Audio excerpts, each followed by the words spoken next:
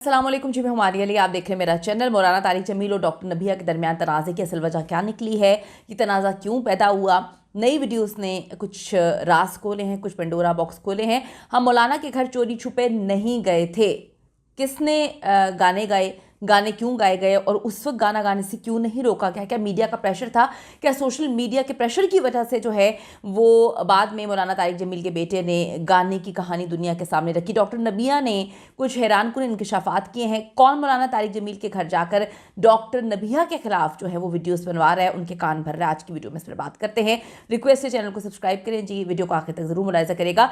हम किसी की खुशी से खुश नहीं होते, मसला सिर्फ ये है, अगर कोई बस गया है तो हमें तकलीफ शुरू हो जाती है, किसी ने शादी कर ली है तो हमें इस बात पे तकलीफ शुरू हो जाती है। अगर किसी का शौहर मर गया था और उसने दूसरी शादी कर ली, उसका शौहर उसकी उम्र से थोड़ा सा कम उम्र निकला, तो हमने तो अजाब बना दिया, हम तो इसको इतना बात का बतंगड़ बनाएंगे। और मैं इस बात पे हैरान हूँ, क्या खुदा ना खास्ता जिनके शौहर नहीं फौत होते वो दूसरी शादी नहीं करते, या जिनकी बीवियाँ नहीं मरती, बीवियों के होते हुए लोग दूसरी शादियाँ कर लेते? अब क्या पहली बार किसी की जो है वो छोटी उम्र के शख्स से शादी हुई है? अजीब बात है यार। मतलब मुझे तो ये बात समझ नहीं आ रही कि जो लोग कहानियाँ सुना रहे हैं इस्लाम के हवाले से, वो इस बात को क्यों नहीं सोच रहे कि थोड़ा सा लिहाज करें, इस्लाम को भी पढ़ लें, चीज़ों को भी देख लें। हाँ, आप किसी की किसी चीज़ से इख्तलाफ कर सकते हैं, लेकिन किसी की ज़ात पर हमले करना, वो भी इतनी नफरत अंगेज़, वो चीज़ अलग है। अगर आपको कोई चीज़ बुरी लगी है, उस पर बात की जा सकती है, उसको सही तरीके से क्रिटिसिज्म का निशाना बनाया जा सकता है, वो आपका हक है। लेकिन किसी की ज़िंदगी झंझोड़ दो, किसी को कहो कि जी तेरा मियाँ मर गया तो जो जीने का हक नहीं है, तो ये बड़ी गलत बात है। डॉक्टर नबी अली खान और उनके शोहर को ज़िंदगी का नया सफ़र मुबारक, लेकिन फ़िलहाल उन्हें काफ़ी सफ़र करना पड़ रहा है। निकाह के मौके पर भी बड़ी गैदरिंग थी और मीडिया के प्रेजेंस और इंटरव्यूज़ काफ़ी ज़्यादा हो रहे थे। वैसे तो एक निजी तकरीब थी, लेकिन मीडिया के लोगों ने जो वहाँ से तस्वीरें, वीडियोस वगैरह बनाई, उसको फिर सोशल मीडिया पर उन्होंने जंगल की आग की तरह जो है वो फैल जाती हैं।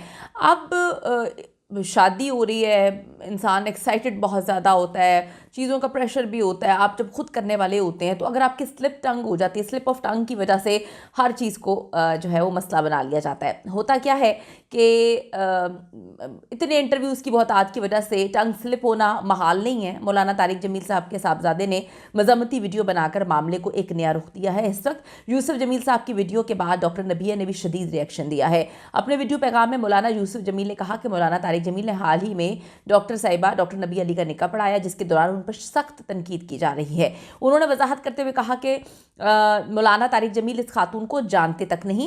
मौलाना के एक दोस्त ने निकाह पढ़ाने की दरख्वास्त की, जिस पर मौलाना इनकार नहीं कर सके, क्योंकि वो अपनी ज़िंदगी में हज़ारों निकाह से पहले जो है वो पढ़वा चुके हैं। जो भी निकाह पढ़वाने की दरख्वास्त लेकर आता है उसको रद्द नहीं करते हैं। बिल्कुल मुनासिब नहीं है, ये शरन इसकी कोई गुंजाइश नहीं है। मौलाना साहब के बेटे का बयान जो मैं सुन रही थी, आप ये ना कहें कि डॉक्टर नबिहा ने जो है वो इस चीज का एहतराम नहीं रखा। आपके घर का तकद्दुस और एहतराम कोई पामाल नहीं हुआ। इसके जवाब में डॉक्टर नबिया खान का कहना है कि मौलाना तारिक जमील मेरे वालिद की तरह है, और बात भी सही है, हम सबके वालिद की ही तरह ही हैं। अब जिसके जहन में गंदगी होगी वो तो उसको गंदी नज़र से ही देखेगा।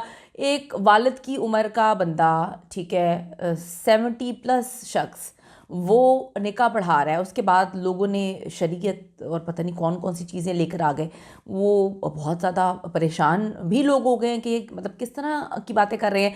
वो कहते हैं जी मौलाना मेरे वालिद की तरह हैं, उनके घर का तकद्दुस मामाल हमने नहीं किया है। ये डॉक्टर नबिया कहती हैं। यूसुफ जमील ने तस्लीम किया कि मौलाना तारिक जमील को खातून के साथ नहीं बैठना चाहिए था। ठीक है, शरन इसकी इजाज़त नहीं, शरीयत इसकी इजाज़त नहीं देती, लेकिन ये वो कहते हैं ये पहलू भी देखना चाहिए कि मौलाना 72 ईयर्स के बुजुर्ग हैं, ना वो 30 साल के हैं, ना ही उनकी कोई ख्वाहिश की उम्र है। जिन खवातीन का निकाह वो पढ़ाते हैं वो उनकी बेटियों की उम्र की ही होती हैं, वो बच्चियां होती हैं जिनके लिए मौलाना एक बुजुर्ग की तरह है। यूसुफ जमील ने मजीद कहा, डॉक्टर नबिया ने हद से तजावुज़ किया। उन्होंने ये ख्याल नहीं किया कि निकाह कौन पढ़ा रहा है, और हमारी रिहाइशगाह के तकद्दुस का भी ख्याल नहीं किया, उनके बेटे कह रहे हैं। जबकि डॉक्टर नबिया का कहना है कि मुझ पर ऐसे इल्ज़ामात मत लगाइए। डॉक्टर नबिया ने यह भी वाज़ेह किया है कि जैसे मौलाना तारिक जमील यूसुफ जमील के वालिद हैं, वो मेरे भी बाप की तरह ही हैं, बाप का दर्जा रखते हैं। यूसुफ जमील ने कहा, मौलाना तारिक जमील एक बड़े बुजुर्ग हैं, उनके घर आने वालों पर लाजिम है कि वो अदब और एहतराम को जो है मद्देनज़र रखे। निकाह के मौके पर वीडियो वीडियोस बनाई गई जिनमें गाने भी शामिल थे। खुशी मनाने पर कोई पाबंदी नहीं, लेकिन ये ज़रूर देखना चाहिए कि किस शख्सियत के घर में आप मौजूद हैं, ये उनका कहना था। उन्होंने अफसोस जाहिर किया कि इस वाक़े के बाद मौलाना पे इंतहाई नेगेटिव जो है रद्द-ए-अमल का सामना करना पड़ा है। उनको लोग वीडियोज़ और पैगामात भेज रहे हैं मौलाना को, जिसका दबाव मौलाना को इस वक्त बर्दाश्त करना पड़ रहा है।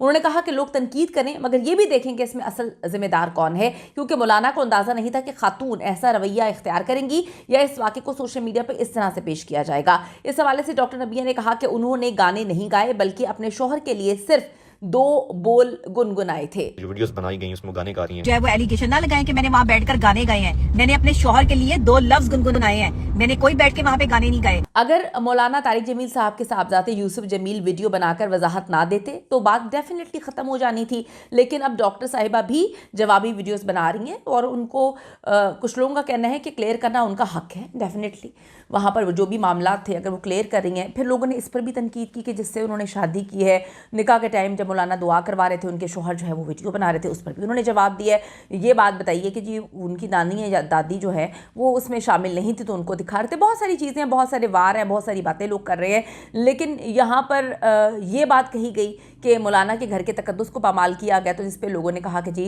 ये तो गलत है।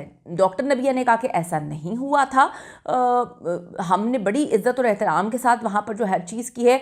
लेकिन ये तो देखिए, अगर मौलाना साहब को नहीं पता, मौलाना साहब के इर्द गिर्द जितने भी लोग हैं, कि अगर कोई भी सोशल मीडिया इन्फ्लुएंसर है या जितने भी लोग, डॉक्टर अफान भी शायद वहाँ पे गए हुए थे, जितने भी लोग वहाँ पर गए हुए थे, मीडिया पर्सनैलिटीज़ है, आजकल सबके पास मोबाइल है, सब ने वीडियोज़ तो बनानी है। अगर वीडियोज़ बनाएंगे तो वीडियोज़ डालनी भी हैं। तो अगर आप ये कहें कि एक ऐसा निकाह था जिसमें कोई वीडियो नहीं बना रहा था, तो सब कुछ वहाँ पर उनके सामने हो रहा था। बाद में अब इस तरह से प्रेशर कुछ लोगों की जानिब से कहा गया कि शायद ये लोग प्रेशर बर्दाश्त नहीं कर पाए, तो इसलिए सारा का सारा इल्ज़ाम डॉक्टर नबिया पे डाल रहे हैं।